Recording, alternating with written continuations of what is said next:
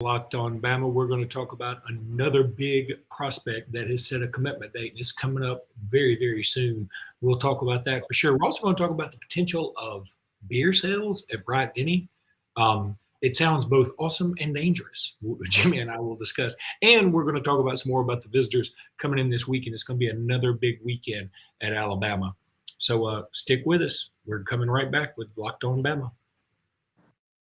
Locked On Bama, your daily podcast on the Alabama Crimson Tide. Part of the Locked On Podcast Network, your team every day.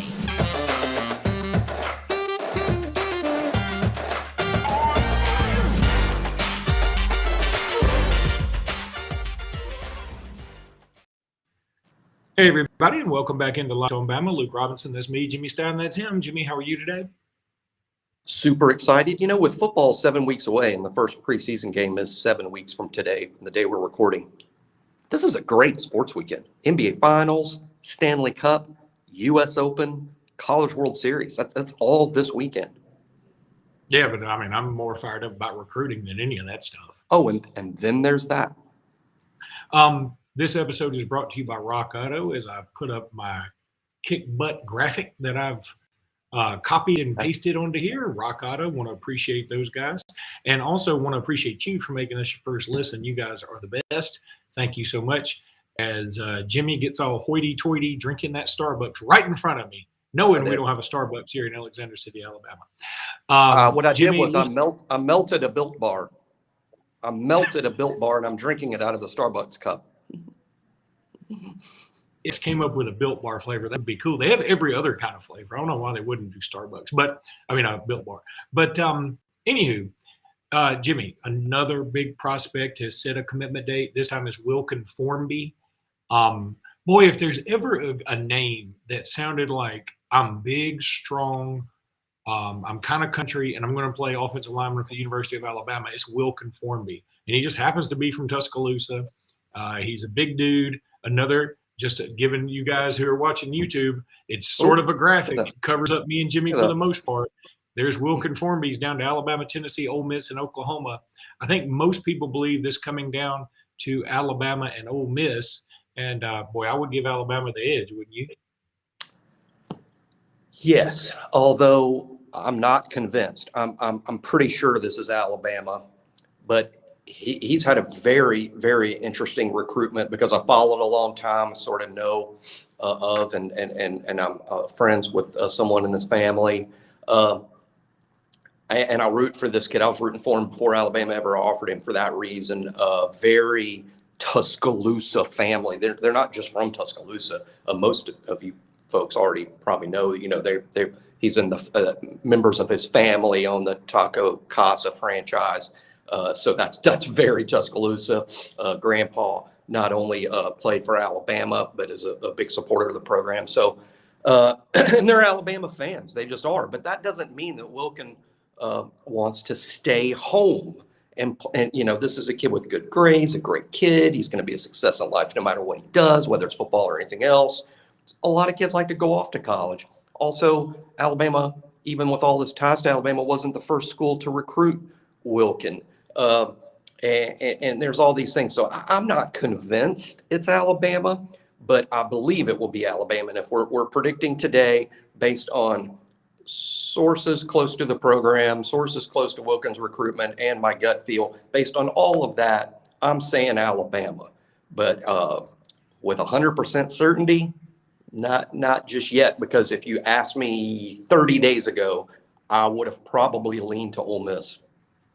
Yeah, I'm with you there too. And in fact, I think on at least some other sites, crystal ball forecasts, which I think are a little dated because they put these crystal balls in earlier, they have him going to Ole Miss. I know he flirted with Auburn for a second, but they didn't make his Final Four. I really want this kid. At first, I was like, take it or leave it. But now I'm looking around, Jimmy, at the list of guys in state and how great this year is. And I'm realizing, hey, Alabama's going to miss out on more than I thought probably here. Now, it's no reason to hit the panic button, nothing like that. Alabama still will have a fabulous class number one, number two, or number three class. There's no doubt about it. But you think about guys like A.J. Harris, who Alabama probably won't get. You think about Tony Mitchell, who now the universe believes will be going to Texas A&M. All of a sudden, some of these guys, Chris Vizina, who I know Alabama didn't pursue, I understand. But I'm just saying, when you look at the list of the top 20 guys in the state of Alabama, there are a lot of dudes going other places already. So I want to have the perception we still dominate this state. I don't want it to just be the perception. I want it to be the reality. So I'm really hoping for him. I also think he's a very good player. I mean, it's not like I just want to have him just because he's ranked highly. I think he's a good player, and he's a hometown kid, and I love the Tuscaloosa kid, done good. I mean, we just had Brian Robinson come through. So I think that's very positive to get him on board.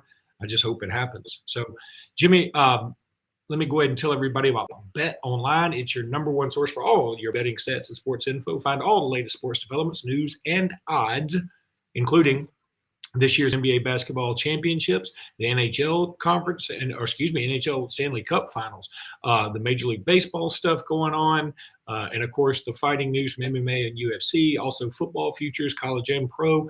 BetOnline is your continued source for all your sports wagering information, including live betting, esports, and more. Head to the website today or use your mobile device, because BetOnline, that's where the game starts, as you see this another kick butt graphic I have put up there for you people. Jimmy, I need to tell everybody, too, about our listener survey. This is a very cool thing. We have an important favor to ask of you. We put together this survey so we can learn more about our listeners like you and make your favorite Locked On podcast even better. This is your opportunity to what you like and what you don't like about Locked On Podcast. Go to lockedonpodcast.com/survey right now to get started. Or don't go right now. Go after this podcast. It won't take very long, and everyone that completes the survey can qualify for a chance to win one of 10 $100 Ticketmaster gift cards to take our audience survey. All you got to do is go to lockedonpodcast.com/survey. Thanks for your help. Jimmy, want to talk about beer sales in Tuscaloosa potentially? Let me do a quick rant on Wilkin Formby while we're on it. A quick rant. Sure. I'm not talking to everybody. I'm talking about to just a select a few, internet posters and tweeters and social media. With a guy like Wilkin, I don't think it's Wilkin himself. I think it's guys like Wilkin over the years, and Wilkin. He's local, right? He's local. He's Tuscaloosa. Comes from a sort of a prominent family around town.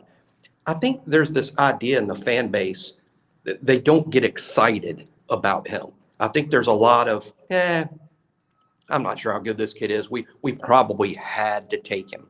I think there's some rumblings out there like that from some. Let me ask these people. Wilkin is ranked in the On3 consensus. That means the consensus opinion of On3, Rivals, ESPN, and 24/7, the 90th best prospect in the whole country. Tennessee's going to sign a top 10 class. Do we think Tennessee cares that his family owns Taco Casa in Tuscaloosa? Do you think Oklahoma, who's going to have another top 10 class, do they care about Wilkin's ties to Alabama? What about LSU and Florida, who would also take Wilkin Formby, who have offered him?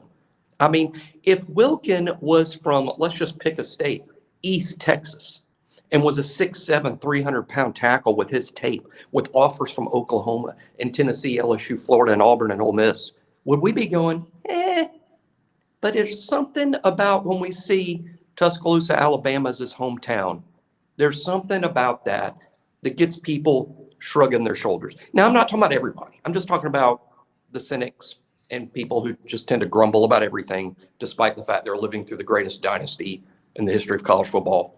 And what I'm saying is, watch the kid's tape. You'll get excited about him. Wilkin Formby, if he chooses Alabama, will be a big pickup for the Tide, period. So, end of rant. No, I agree with you. A couple of things. First of all, East Texas is not a state. It could be. Could be. You said pick a state, and then you pick said a state, East and then Texas. I said pick a state, and then I said Las Vegas. Secondly, you know what it reminded me of as you were talking, because I think you're absolutely right, that we always take for granted, Alabama does, at least in the Saban era, that we're going to get whatever in-state guys we want. And if if you're in state, you don't go to Alabama because we didn't want you. And that's not fair. And I think this year we'll play that out. But it reminds me of, how if you're married to Cindy Crawford, after a couple of years, you're like, hey, I go home to Cindy Crawford every day. After a couple of years, somebody else is going to turn your head, and everybody else is going to be like, yeah, that's Cindy Crawford. And but you realize you take her for granted. Or it reminds me of these pro football and basketball players. I think there was a pro basketball player recently just got caught with like 3 pounds of marijuana in his car or something for distribution. And I'm thinking, you have a job that pays you $1 gazillion. Why would you want to do this job? Because it's always the other thing that makes that versus what you take for granted that seems so appealing. The thing that you have in the bag is not appealing anymore. And we always need to be reminded, a dude like Will Conformi, just because he's from Tuscaloosa, doesn't mean he's not good, and it shouldn't be exciting. It should be exciting when we get this dude. So, and then one other thing, Jimmy, and what we'll do is, since we turn this into another Will Conformi segment, we're going to do the last segment on the beer sales and talk about the recruits for the weekend in the next podcast. But this is apropos of nothing. I've been advised not to do apropos of nothing bits anymore. But last night or yesterday, the Houston Astros threw 2 immaculate innings. Mm-hmm. I have never in my life heard that term. I've heard immaculate reception. I've heard immaculate conception. And I've had people say, Luke, your body and physique is the absolute opposite of whatever immaculate is. But I have never heard immaculate inning, and I had to look it up. And I'm shocked at how few times it's happened. In Major League Baseball. In Major League Baseball. I'm shocked. Happens at Little League parks every day. But it's like only happened 108 times or something stupid in Major League history. There are 162 games for each team, and this has only happened like 108 times in Major League Baseball history. And for Which those goes back to like know, 1880. Yeah, for those who don't know, that means you strike out the side on 9 pitches. You strike out the side on 9 pitches. So it's 9 straight strikes. And you're telling me, and the Astros did it twice in one game with 2 different pitchers, which is ridiculous. Against the same hitters. With the same hitters. Yep. And so that's another thing. Just when we think we've seen all sports can give us, they give us something like this. And I'm not a baseball guy, so don't make fun of me for not knowing what the hell an immaculate inning was. I'm sorry. And they are so rare that I understand that you'd have to look it up because it is an incredibly rare thing. I'm a big baseball fan. I know you're not. That's okay. But one thing I'll say about baseball, this isn't true, but it's so close to true that, man, I watch a ton of Braves games. I mean, an absolute ton of them. And it's crazy to me, like you said, 30 teams playing 162 games. So that's 15 times 162. That's how many games there are every year in Major League Baseball. That's a lot. It's 2,000, I think. And you watch it all the time. You'll see something new every game. Every game, you'll be like, I've never seen that before. And that literally sometimes happens. Last night, the Braves game, the second baseman, who's a new guy, he's playing because of injury. He flubbed a runner on first and second. Just a runner on second. Flubs a grounder. Flubs one. I mean, just like a bad play for a 10th grader. Flubs a grounder, so he can't throw out the guy at first. But then he hits the ground, rolls over. Out of the corner of his eye, he sees that runner on second, got a little too far off the bag, fired almost a blind shot back toward the second base bag, and they picked the dude off. And you're like, that was the worst great play I've ever seen. I mean, it was a terrible play, and he turned it into a thing of beauty that's going to be top 10 Sports Center. And that's like, well, never seen that before. And that one more baseball thing, even though, again, I'm not a baseball guy, I just don't enjoy it that much. Every time I think I'll never watch a baseball game again, I'm always reminded of when Randy Johnson threw a 101-mile-an-hour heater and blew that dove into next week. And it just shattered into a sea of feathers. That's the dangest thing I've ever seen. It was incredible. Jimmy, I need to tell everybody about Rock Auto. This episode is brought to you by Rock Auto. With the ever-increasing numbers of makes and models, it's now impossible for your local chain auto parts store to stock all the parts you'll need. Why endure the often pointless or seemingly intimidating questions like, is your how to see an LX or an EX? Nobody knows. Don't even ask anybody. Don't ask anybody. Don't ask the Honda people. They don't know. And wait while the person behind the counter orders the parts on their computer, choosing only the brand their warehouse happens to carry. You have computers. You have a phone. Go to rockauto.com. Use that. Save time and money when using Rock Auto. Why choose to spend 30, 50, even 100% more? Why would you do that? That's crazy talk. We don't have money anymore. We don't. We spend it all on gas. So you need every precious dollar. Save that precious money at rockauto.com. All the parts your car will ever need. Rock Auto. Jimmy, I want to tell everybody too about the NBA mock draft. Look, you need to go check it out. It's awesome. The first picks of the Ultimate NBA mock draft have been made. Search now for Ultimate NBA mock draft. Get over 50 insiders, the Audacity sports experts, the draft experts, and the Locked In on NBA big board. The 5-episode Ultimate NBA mock draft is underway. Make Ultimate NBA mock draft your second listen today, right after this awesome podcast. All right, Jimmy, we will finish up beer sales in Bryant-Denny. Yet another graphic for me here that I'm putting up, if I can ever click on it. There it is. That's officially me holding a beer in Bryant-Denny Stadium if we have this. I don't think that's actually Bryant-Denny, but I'm going to pretend it is, and I'm going to pretend that's me with much more hair on my arms than normal, and my hands look kind of veiny, but that's okay. That's me holding a beer and in Bryant-Denny. I think it's a great idea. I mean, look, Jimmy, I graduated Alabama in 1995. From 91 to 95, I was there. Every single game, I had miniatures, just like everybody else that was there. And if we're all doing it, again, that is that's a horrible way to put it, because, if everybody jumps off a bridge, are you going to do it kind of thing? No, maybe. But this is a little different. And since everybody's drinking anyway, I think we ought to make it where it's more responsible. I would love to see the university say, okay, here's what we're going to do. We're going to sell alcohol. And it'd be great if they sold liquor too. I doubt that will happen. It'll probably just be beer. But we're going to sell alcohol. And if you're caught with outside alcohol, you're in a lot more trouble than you would have been before. Maybe there's a way to do that so that, because I want the university to capitalize financially on the beer sales or alcohol sales in general. You're looking at me like I'm absolutely insane. No. I mean, I'm soaking it all in because I'm interested because every single person's going to have a different opinion about this. To me, it's not just pro-alcohol, anti-alcohol, pro-drinking at the games, anti-drinking. I think everybody's answer is a little complex. I've seen, a room full of Alabama supporters being asked, who's in favor of beer at the games. And the majority of people don't raise their hands. The majority haven't. Not in a room I've been in when someone from the university asked about that. But things have changed, and that's what makes this infinitely interesting. And what I'm going to say is, I know how terribly rude this is going to sound and how maybe even condescending, and I don't literally mean it that way. I'm just being honest because you want my honest opinion.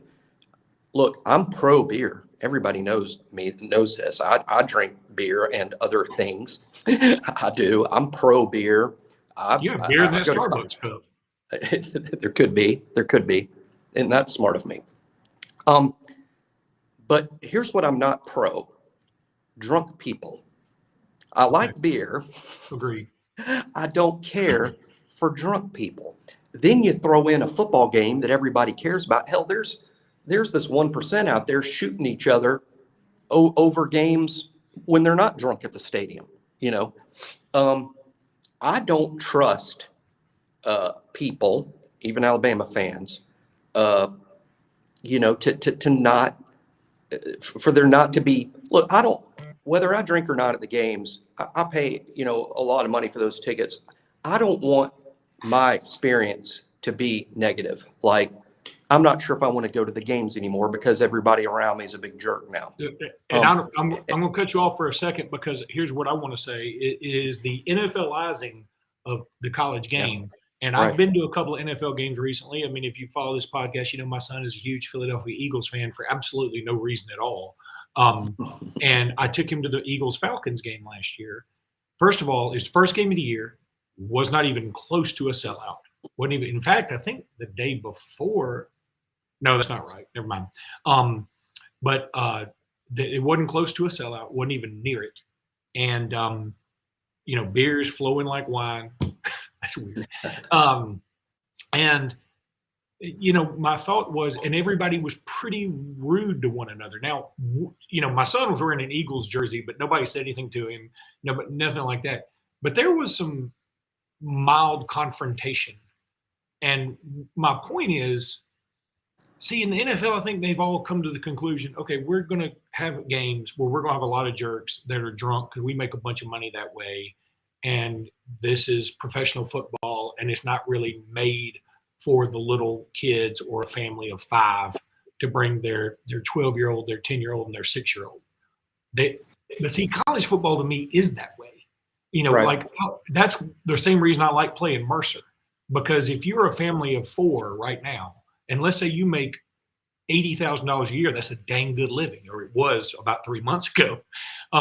If you make $80,000 a year, it's tough to go to Alabama, LSU with your family of 4 because you probably have to pay a scalper a gazillion dollars. Then you got to park, and that's $50. Then you get everybody's stuff, that's $200. I mean, it adds up quickly. So at Mercer, you can park easier. The tickets are cheaper. Everything's better. And I also want Bryant-Denny and all college stadiums to be a family environment to a degree. I mean, I want to also be rowdy and make Texas A&M feel nervous on the field. But I'm just telling you, like, that the professionalization of this college sport continues, and it will continue with beer sales, even though I just advocated for it at the very beginning of this segment. It scares me a little bit that we're becoming the minor leagues. Now, you can say we've always been the minor leagues, but like now we're really not messing around. We're the minor leagues. And that is scary to me a little bit, but I don't think we can stop it. No, that's exactly right. And again, I don't want to be one of these, hey, I'm headed for a time that I don't care about college football. I think that's people that really care about college football, like me and you do. Yeah, it's going to take a lot for us to abandon this game and this sport. And I don't think that will happen in my lifetime. But the direction is disappointing to me because I don't want to go back to the past, but I also don't want to be literally the minor leagues for the NFL because, as I say all the time, nobody watches minor league sports. Nobody watches that. Nobody watches that. Well, that's why none of them are on TV. You can't go to the past and make it. No, it just needs to be about kids that want to go to school and that aren't necessarily all pro prospects, but they're playing because they love the game. And you know what? Nobody watches college baseball. You don't know the players. They're not the best 18 and 19-year-olds in the world. Those guys play literal minor league baseball that nobody's watching, but they're not watching college baseball junior college. either. Or junior college. That's exactly right. Some kids choose junior college over college because those are full scholarships and Division I is partial scholarship. And you're drafted eligible.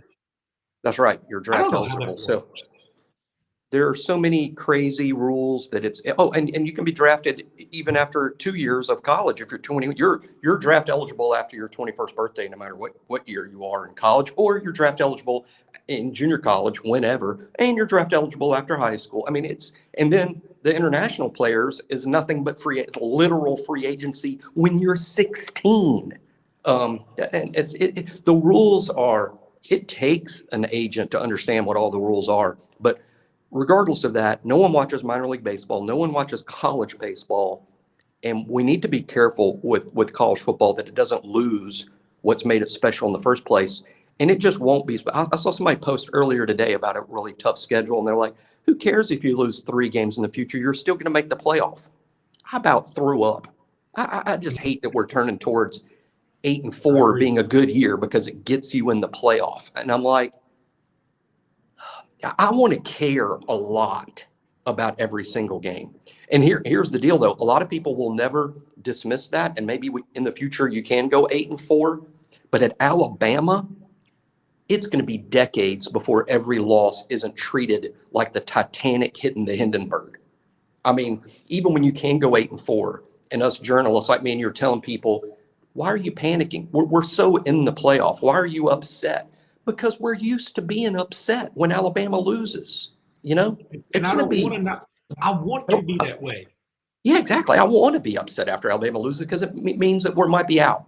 The season might be over. The pressure of, I hated when people used to say, college football doesn't have a playoff and that's why it sucks. College football had a playoff. It started September 1st and it's single elimination. And that's literally everyone was in the playoff. And as soon as you lost, you're out. And I thought that was great. But, whatever. Look, let me, again, to wrap up. Did the Braves win yesterday, by the way? Yeah, 14 in a row. Okay. The Braves have won 14 games in a row, and they're in second place by 4.5 games or something. So if you win 14 games in a row in college football, you're rewarded. You win 14 games in a row in baseball, it gets you second place. All right. That's going to do it for today's episode. Appreciate you guys again. Thank you so much, and we'll be back soon. Until then, roll tide.